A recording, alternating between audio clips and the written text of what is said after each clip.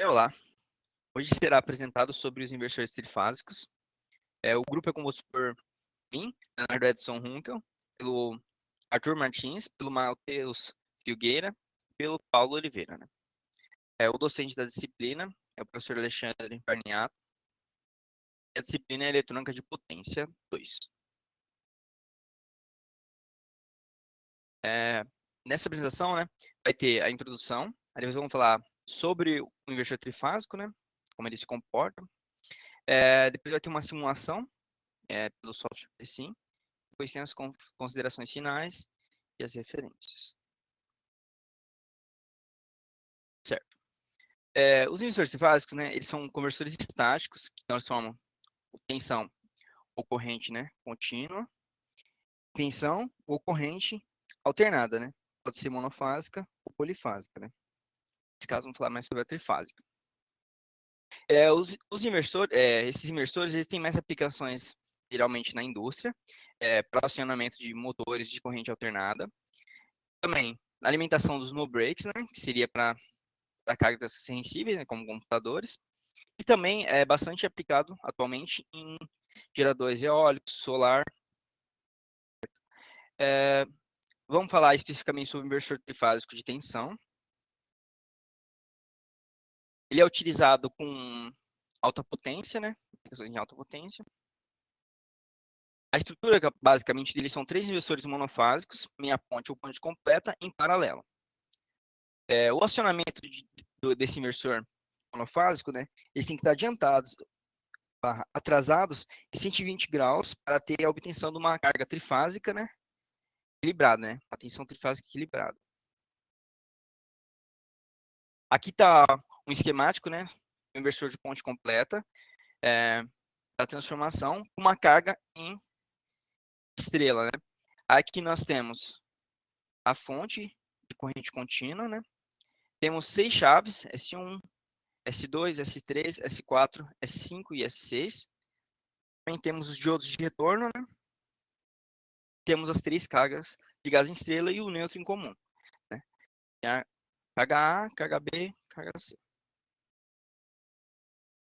Aqui está mostrando a ligação em triângulo e em estrela. A gente vai utilizar a ligação em estrela, né? E na ligação em estrela, no ponto do meio, a gente tem um nêutron comum, certo? Então, nós temos o ponto A e o nêutron, ponto B e o nêutron, ponto C e o nêutron, né? Então, as análises de tensões vai ser em relação ao nêutron, e depois, que seria a nossa tensão de fase, e depois vai ser em relação à linha, que seria entre um ponto A, B, B, C e CA.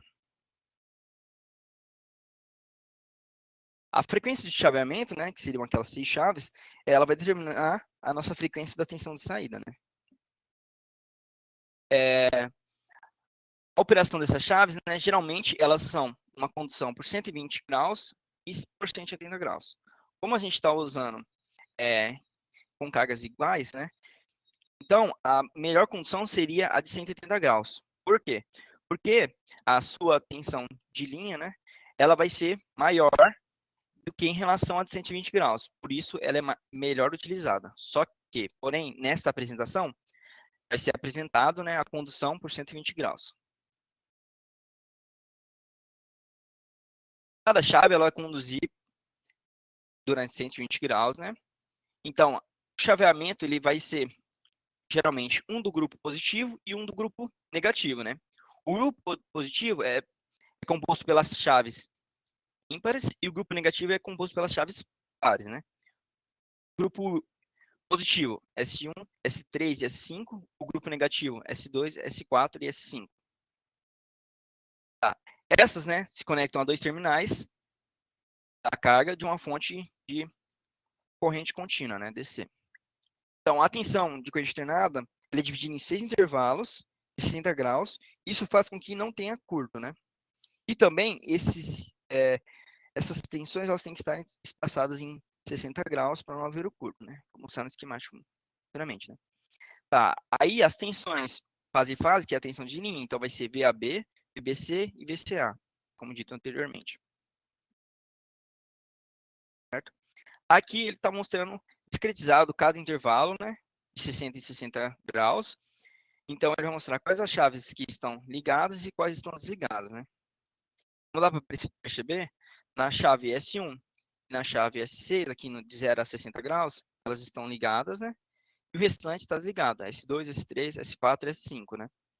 Isso produz uma saída de uma tensão da fase A e o nêutron de mais a tensão de entrada, né? Corrente contínua, dividido por 2, VBN, né? Que é a tensão entre B e o nêutron, né? O ponto B e o nêutron, vai ser menos a tensão de entrada de corrente contínua dividido por 2, certo? E a tensão do ponto C e o nêutron vai ser 0, né? Aí isso acontece para todos os outros de 60 a 120, 120 a 180 e assim por diante, né? Então, vou mostrar mais discretizado. Certo?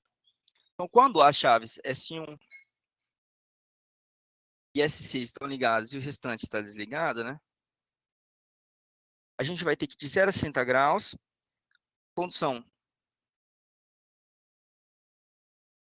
de a tensão entre A e o nêutron vai ser mais E dividido por 2, e a tensão de B e o nêutron vai ser menos E sobre 2, né? Se a gente adotar que a corrente está indo do positivo para o negativo, né? A gente vai ter as tensões sendo dissipadas nesse sentido, né? E se a gente fazer a relação entre A e o nêutron, B e o nêutron, a gente vai ter os sinais, né? O mais e o menos, né? Em C, como não vai estar passando nenhuma corrente, nem nada, porque não vai estar chaveado para ele, vai ser 0, né? Então vai ser a tensão entre C e o nêutron vai ser 0. Agora, para o instante de 60 a 120, S1 e S2 vão estar ligados. Então, se você perceber, o S1 ele conduziu de 0 a 60 e de 60 a 120. Então, ele vai estar conduzindo 120 graus de condução. S3, S4, S5 e S6 vão estar desligadas, né? Agora, se você fazer a análise de tensão entre A e o nêutron, que vai ser a nossa tensão de fase, né? Vai ser mais E dividido por 2. Entre B e o nêutron vai ser 0. Entre C e o nêutron vai ser a tensão VCN, né? Menos E dividido por 2. Tá. Agora é feito para 120 até 180, né? Então, a chave S2 estava anteriormente ligada, né? Continua ligada, para conduzir o 120. E a chave S1 ela desligou, né? E agora vai ser ligada a S3 e o S4, S5 e S6 vão estar desligadas. Então, a tensão de A e o nêutron vai ser 0. A tensão de B e o nêutron vai ser mais E dividido por 2, né? E a tensão entre C e o nêutron vai ser menos E dividido por 2. Agora, intervalo de 180 a 240, as chaves S3 e S4 vão estar ligadas. O restante vai estar desligado. Se você fazer a análise de tensão, vai ser a tensão entre A e o nêutron vai ser menos E dividido por 2. A tensão de B e o nêutron vai ser mais E dividido por 2.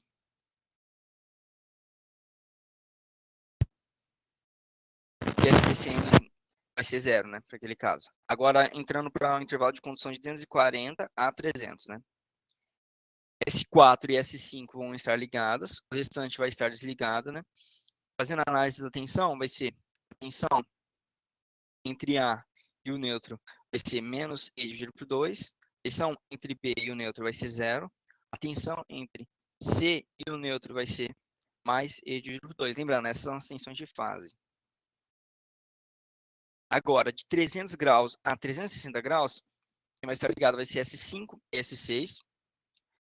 O restante vai estar desligado, né? Vamos fazer a análise de tensão. V, tensão entre A e o nêutron vai ser 0, né? A tensão entre B e o nêutron vai ser menos E dividido por 2. E a tensão entre C e o nêutron vai ser mais E dividido por 2. Tá. Agora estamos mostrando as formas de onda para as tensões de fase, né? Agora, então, se a gente analisar 0 a 120, como eu havia dito, né? vai estar mais E dividido por 2, a tensão VAN, né? Que é o que ele está conduzindo. Agora, se você olhar para VBN, durante o 0 a 60, ele vai ser menos E dividido por 2, né? Aí de 60 a 120, 0, né? E agora, se você ver VCN, inicialmente vai ser 0, né? De 0 a 60, depois menos E sobre 2 até o 120. Sabendo disso, né, a gente consegue achar as tensões de fase-fase, né, que é a nossa tensão de linha, né. Então, temos que a tensão de linha, né, de V a B, vai ser igual a tensão de fase de A, entre A e o neutro, menos a tensão de fase de B e o neutro, né. Certo? Inicialmente, de 0 a 60, a gente tem que o valor de A é mais E dividido por 2, o valor de B é menos E dividido por 2, né.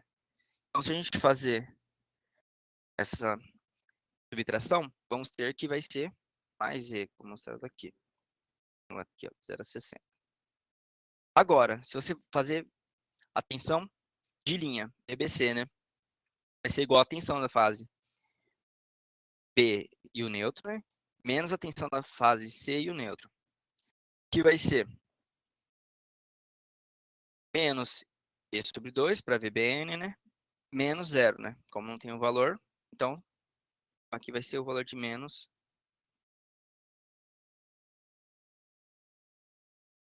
E2. Agora, se você 0 a 60, né? A tensão de linha VCA, que é igual a tensão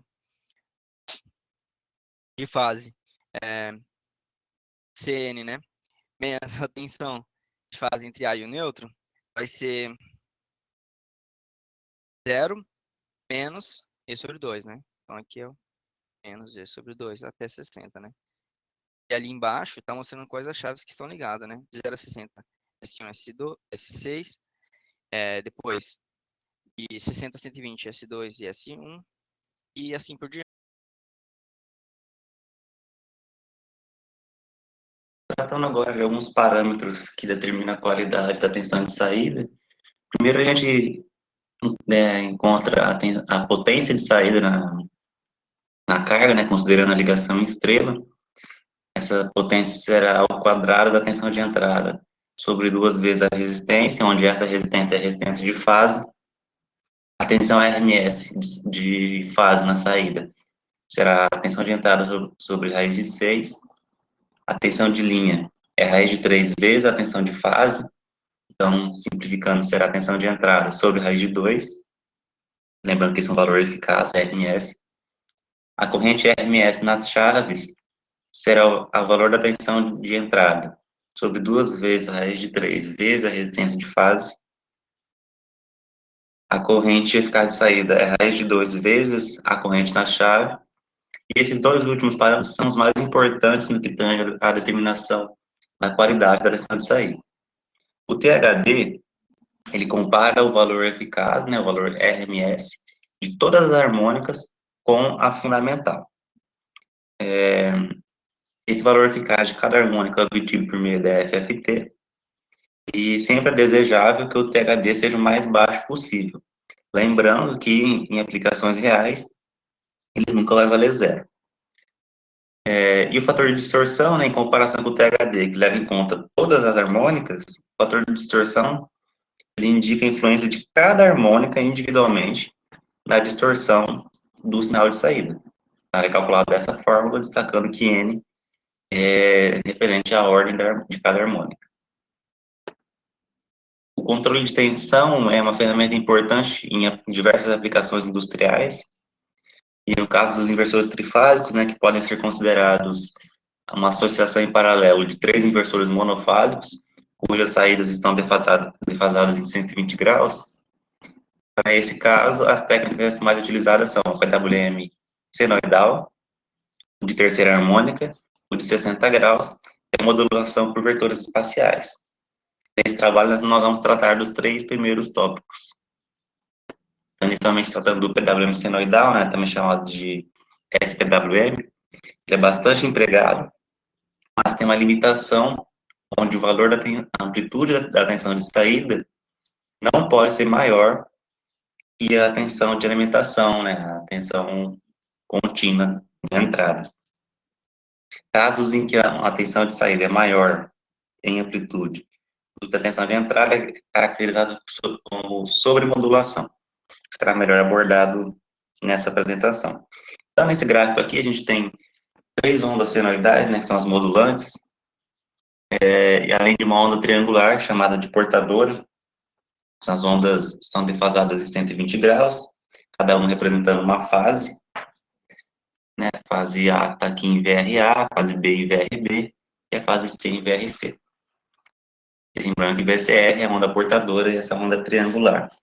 Mas existe uma comparação entre cada uma dessas fases com a portadora que geram sinais de comando, que estão representados aqui na figura B.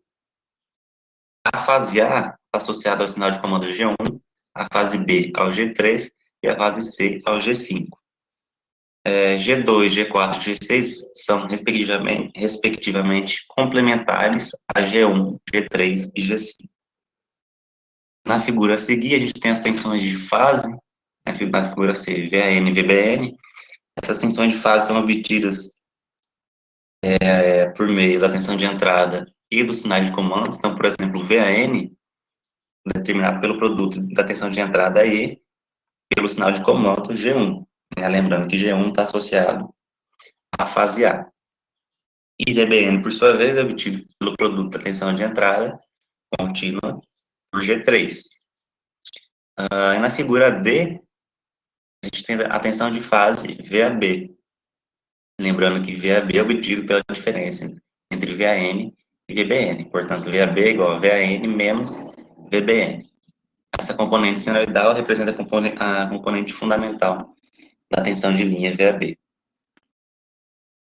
Então, nessa técnica SPWM, a frequência da portadora deve ser múltiplo ímpar de 3, o que faz com que as tensões de fase sejam iguais, porém defasadas em 120 graus entre si, e sem conter as harmônicas pares. Além disso, as harmônicas cuja frequência são múltiplos de 3 são idênticas em amplitude e em fase. A consequência disso é que na tensão de linha, essas harmônicas cujas frequências são múltiplos de 3 não estarão contidas nessas tensões de linha. Então, isso é melhor exemplificado a seguir. Então, considerando aí que a tensão na fase A contém a nona harmônica, a gente pode ver por meio do desenvolvimento das equações, que a nona harmônica na fase B é idêntica à fase A, tanto em amplitude quanto em fase. Logo, a tensão de linha VAB, que nada mais é que VAN menos VBN, não contém a nona harmônica, visto que se eu fizer a diferença entre VAN9 e VBN9, o resultado é zero. Então, justificando o fato da tensão de linhas alternada não conter essas harmônicas cujas frequências são múltiplas de 3. Como dito, né, que a limitação do SPWM é que a tensão de saída é menor do que a amplitude da tensão de saída é menor que a tensão de entrada. Nesse caso, a operação é dita na região linear do inversor. Então, a amplitude máxima da tensão de fase é metade da tensão contínua de entrada. E a amplitude máxima da tensão de linha dada por M, que é o índice de modulação, esse é determinado pelo valor, pela razão, entre a amplitude da tensão de saída e a tensão contínua de entrada. Né? E variando entre 0 e 1, o inversor é dito operando na região linear. Então, a tensão de linha na saída é dada por esse índice de modulação, vezes a raiz de 3, vezes a metade da tensão contínua de entrada.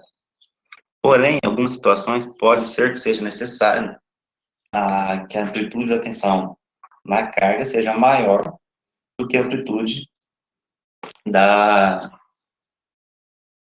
tensão de entrada, o que leva ao caso de sobremodulação. Nesse caso, a relação entre a tensão alternada na saída e a tensão contínua de entrada deixa de ser linear, e as tensões as tensões de linha variam neste intervalo, entre raiz de 3 vezes metade da tensão de entrada e 4 raiz de 3 sobre π vezes metade da tensão de entrada. Para casos em que o índice de modulação seja ainda maior, utilizando a técnica SPWM, levam ao caso de sobremodulação completa. Essa caso é conhecido como uma região de operação, uma operação de onda quadrada, e os dispositivos estão ligados em 180 graus, né? Conforme apresentado nessa figura. A gente pode ver que a condução se dá em 180 graus, é a onda quadrada. Nesse caso, nesse tipo de operação, a variação da tensão da carga só se dá por meio da variação da tensão contínua de alimentação, né? Tensão de entrada.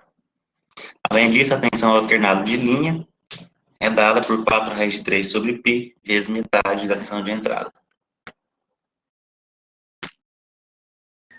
Paulo acabou de apresentar a técnica de modulação por largura de pulso senoidal, que atualmente é a mais empregada nas indústrias, né, para o controle dos inversores.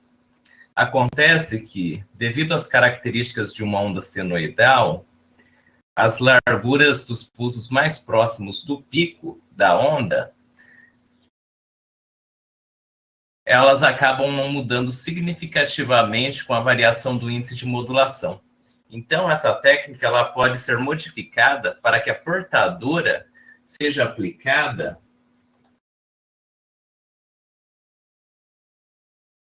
durante o primeiro e o último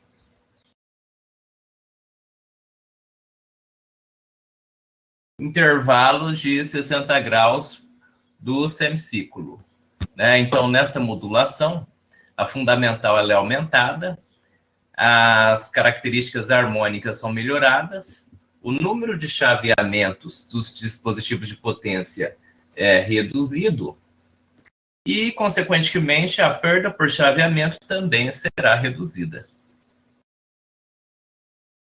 Então, a ideia, né, por trás da modulação por largura de pulso modificada, que também é conhecida por PWM de 60 graus, é de aplanar o topo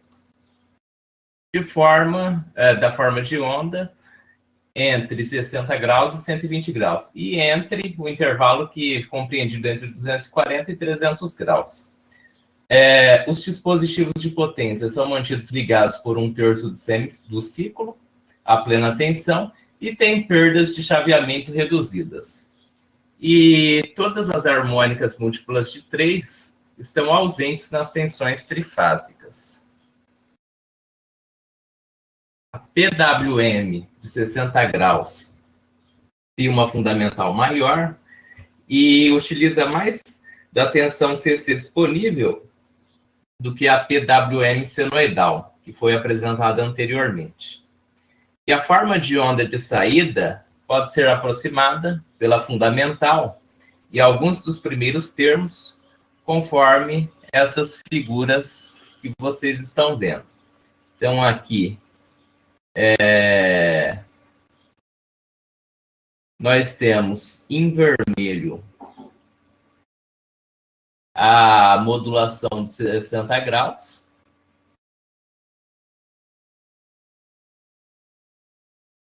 Em azul, a fundamental.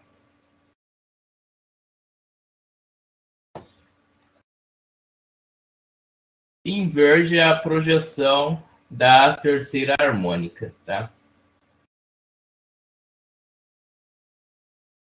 Agora a gente vai falar sobre a modulação senoidal com injeção de terceiro harmônico, ou PWM de terceira harmônica. Essa modulação ela é uma variação da modulação senoidal, e nesta técnica, a onda moduladora é formada pela superposição de duas senoides, sendo que a componente de frequência fundamental é acompanhada de uma parcela correspondente à sua harmônica de terceira ordem, né? Então, essa aqui é a fundamental, e essa outra aqui é a correspondente de terceira harmônica, tá? Isso implica na possibilidade de uma maior variação do índice de modulação sem que ocorra a sobremodulação. Então, como vocês podem observar aí nesse exemplo, a onda que corresponde à componente fundamental, essa aqui, VM1,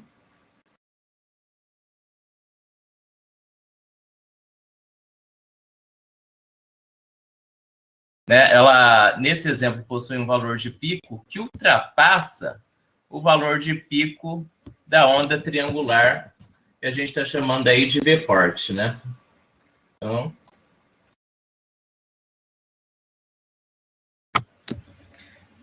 na modulação senoidal, com exceção dos pontos nulos da onda moduladora, para esse exemplo aí, não haveria cruzamento entre os sinais da onda moduladora com os da portadora, né? Dessa forma, geraria uma tensão resultante quadrada, que é a condição de operação em sobremodulação. Mas,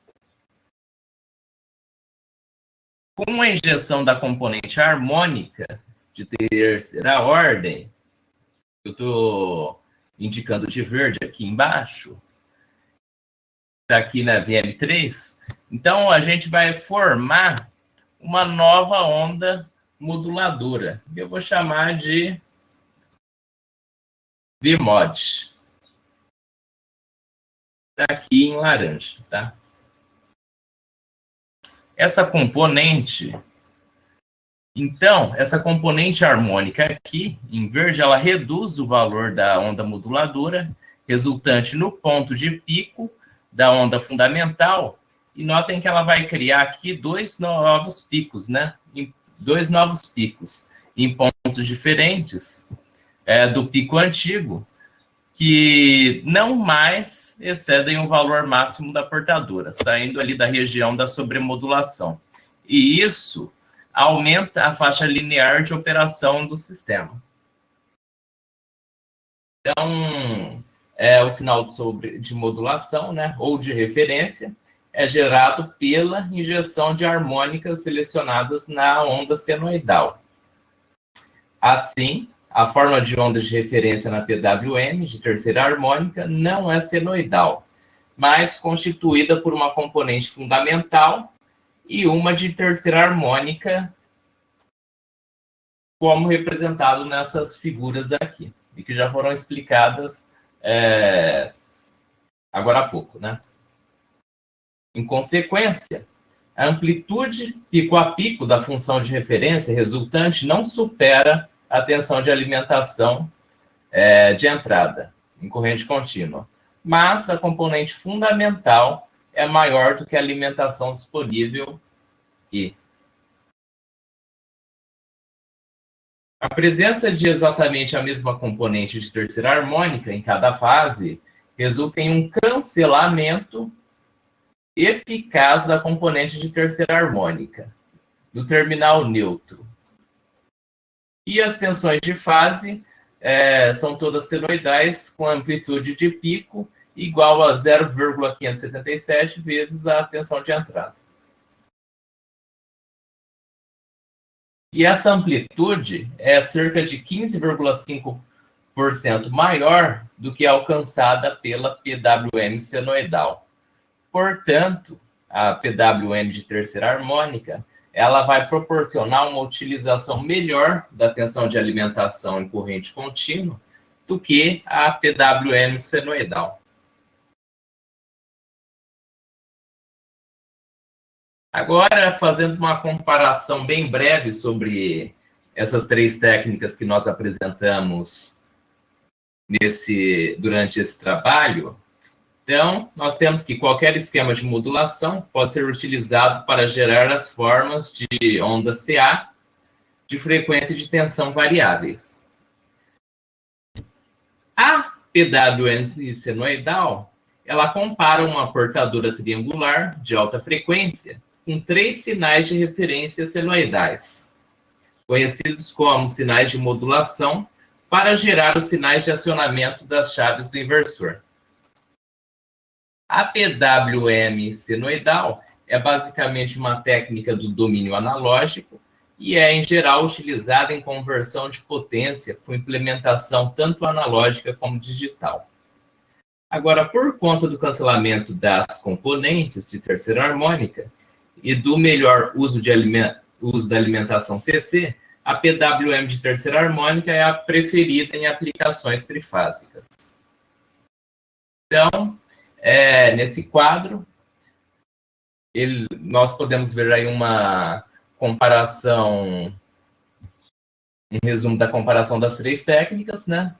E nós temos que a tensão de fase normalizada na PWM senoidal vai ser 0,5 e vai ser igual a 0,577 para as PMW60 e PMW de terceira harmônica.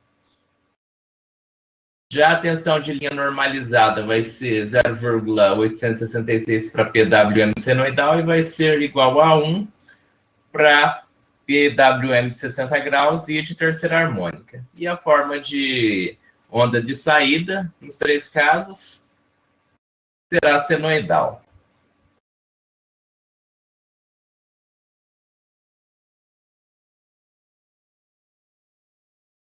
Agora a gente vai mostrar uma simulação feita no software PC. Certo? Nessa figura aqui, no lado direito, nós temos o inversor trifásico. No lado esquerdo, nós temos o circuito para controlar o PWM. Esse inversor é do tipo PWM senoidal. A gente tem uma senoide aqui no controlador, né, uma entrada do senoide, cada com 60 Hz e com defasagem de 120 graus entre elas. Né? Nós temos a fonte de onda triangular para fazer o controle. Esse inversor está conectado a uma carga em estrela, vamos ver aqui.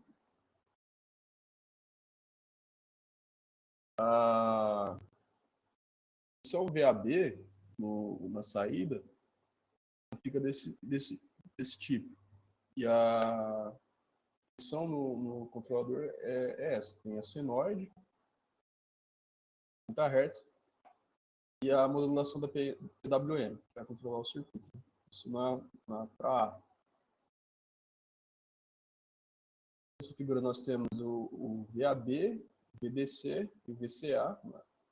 Como podemos observar, eles estão defasados entre 120 graus entre eles. O gráfico aqui é o gráfico da FFT. E nós temos aqui que a frequência fundamental é de 60 Hz.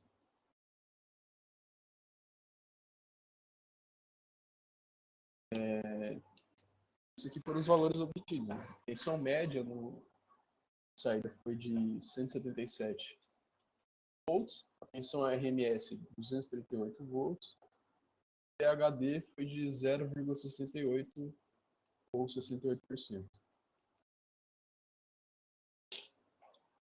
Uma forma da gente melhorar a saída do nosso inversor é utilizar filtro. Então, a gente criou esse subbloco aqui. Dentro dele nós temos isso aqui. Vamos observar, isso aqui é um filtro RLC. Uma técnica simples para corrigir e ter uma melhora na saída. Nós podemos ver aqui, nós temos uma saída senoidal entre o VAB, VBC, VCA e saída senoidal. Os inversores trifásicos, como foi dito, eles podem ser obtidos por meio da combinação de 3 inversores monofásicos. Eles têm ampla aplicação na indústria. A tensão de entrada é contínua e a tensão de saída é variável e com frequência variável. Feita a análise do inversor trifásico com carga equilibrada em estrela. O PWM senoidal é a mais utilizada para controle de tensão, mas a amplitude de tensão de saída não pode superar a tensão de alimentação corrente contínua.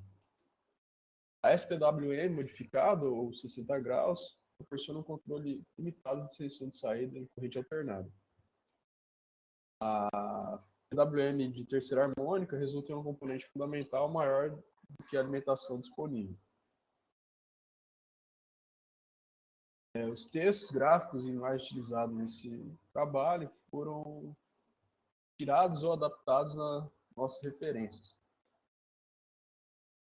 Essas foram as referências utilizadas.